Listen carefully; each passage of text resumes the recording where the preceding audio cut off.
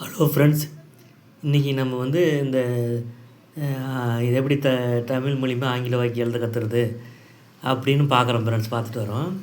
அந்த வகையில் இன்றைக்கி நம்ம என்ன பார்க்க போகிறோம்னா ஏ லாட் ஆஃப் அப்படின்ற ஒரு டிட்டர்மினர், ஏ லாட் ஆஃப் இந்த டிட்டர்மினரை பார்க்க போகிறோம். அதுக்கு என்னென்ன ரூல்ஸ்லாம் நீங்கள் தெரிஞ்சிருக்கணும் அப்படின்னு நீங்கள் ஃபஸ்ட்டு இந்த லாட் ஆஃபை வந்து இந்த ரூல்ஸ்லாம் தெரிஞ்சால் தான் பிரச்சனை நீங்கள் சரியாக வந்து இங்கிலீஷில் பயன்படுத்தி வாக்கிங்கில் நீங்கள் எழுத முடியும், பேச முடியும். அதனால் வந்து ஒன்றுனா நீங்கள் அதுக்குரிய விதிகளை வந்து ரூல்ஸை வந்து நீங்கள் கொஞ்சமாக தெரிஞ்சு வச்சுருங்க ஃப்ரெண்ட்ஸ். இங்கிலீஷில் எழுதுனாலும் பேசினாலும் இந்த லாட் ஆஃப்ன்றது வந்து என்ன, அது எதுக்கு முன்னே வரும் அப்படின்ற மாதிரி சில விதிகள்லாம் நீங்கள் தெரிஞ்சு வச்சுருக்கணும் ஃப்ரெண்ட்ஸு. சரி போகலாங்களா? இந்த லாட் ஆஃப்னா என்னங்க, நிறைய. சரி, அதுக்கு முன்னே நம்ம சேனலை கொஞ்சம் சப்ஸ்கிரைப் பண்ணிக்கோங்க ஃப்ரெண்ட்ஸு.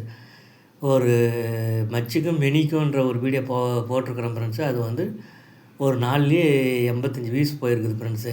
நிறைய பேர் பார்க்குறீங்க, ஆனால் யாருமே சப்ஸ்கிரைப் பண்ணிவிட்டு பார்க்க மாட்டேங்கிறீங்க ஃப்ரெண்ட்ஸ்.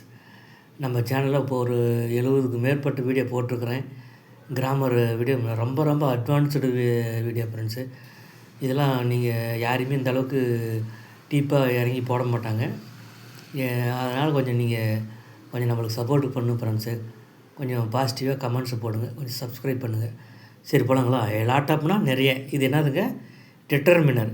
இந்த டிட்டர்மினர் எதுக்கு முன்னே வருங்க, நவுனுக்கு முன்னாடி வரும். நம்ம எதுக்கு முன்னே 2-3 லெசன் போட்டிருக்கிறோம், அதெல்லாம் போய் பாருங்கள். திருப்பி சொன்னால் உங்களுக்கு போர் அடிக்கும். இந்த டிட்டர்மினர் எதுக்கு முன்னாடி வருங்க, நவுனுக்கு முன்னாடி வரும். ஒரு அட்ஜெக்டிவ் வார்த்தை மாதிரின்னு வச்சுக்கோங்க. சரி போகலாங்களா? Rule 1, positive statement negative statement question சென்டென்ஸ்களில் அன்கவுண்டபிள் நவுனுக்கு முன்பு ஏ லாட் ஆஃப் என்ற டிட்டர்மினர் வரும். இது ரூல் 1. பாசிட்டிவ் ஸ்டேட்மெண்ட் எடுத்துக்காட்டு கொடுத்துருக்குறேன் பாருங்கள். 1, a lot of money was spend on the project. மணின்றது அன்கவுண்டபிள் நவுனுங்களா, அதுக்கு முன்னே ஏ லாட் ஆஃப்ன்ற டிட்டர்மினர் வந்திருக்குதுங்க. மணின்ற பாருங்கள், சப்ஜெக்ட் இடத்துல மணி வந்திருக்குது. அந்த மணின்ற நவுனுக்கு சப்ஜெக்ட் இடத்துல வந்துருக்கிற நவுனு அன்கவுண்டபிள் நவுனு மணிக்கு முன்னாடி ஏ லாட் ஆஃப்ன்ற அன்கவுண்டபிள் நவுனும் வந்திருக்குது. அதான் சொல்ல வருங்க. A lot of money was spend on the project. அந்த திட்டத்துக்காக நிறைய பணம் செலவிடப்பட்டது. இது பாசிட்டிவ் ஸ்டேட்மெண்ட்டு. அடுத்து negative statement. They do not have a lot of money. Negative statement பாருங்கள், அவர்களிடம் நிறைய பணம் இல்லை. They do not have a lot of money. அவர்களிடம் நிறைய பணம் இல்லை. என்னதுங்க, நெகட்டிவ் ஸ்டேட்மெண்ட்டு. அடுத்து கொஸ்டின் சென்டென்ஸ் பாசிட்டிவ்.